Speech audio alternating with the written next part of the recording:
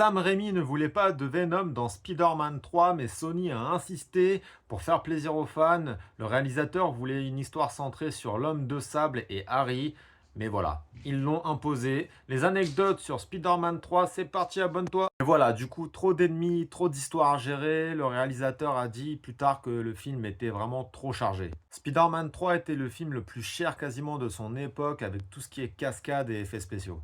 L'acteur qui incarne l'homme de sable s'est cassé 3 doigts dans la scène du métro, tape dans un mur en pensant que c'était une brique en mousse, mais elle n'avait pas encore été installée, c'était une vraie brique. Plein de scènes ont été coupées de la version finale, notamment des dialogues entre Eddie et Peter Parker, pour que ça fasse un film beaucoup moins long. Danny Elfman, qui avait réalisé la musique des 2 premiers Spider-Man, n'a pas voulu revenir, du coup c'est un autre réalisateur-compositeur qui a fait Spider-Man 3. Après la sortie du film, Sam Raimi a réalisé ses erreurs. Il a dit qu'il voulait faire vraiment plus gros que Spider-Man 2, quitte à faire un scénario beaucoup plus gros.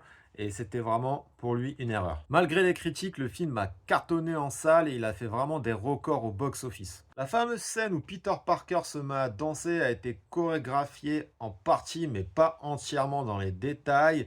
L'acteur a improvisé une petite danse et peut-être que ça se voit. Plusieurs autres scènes ont été coupées du montage final et notamment aussi les scènes avec l'homme de sable et sa fille pour vraiment faire un film beaucoup moins long et moins indigeste. Voilà, c'était quelques anecdotes sur le film Spider-Man 3. J'espère que ça t'a plu. Si tu en as d'autres, n'hésite pas à les mettre en commentaire et si tu as aimé le film aussi.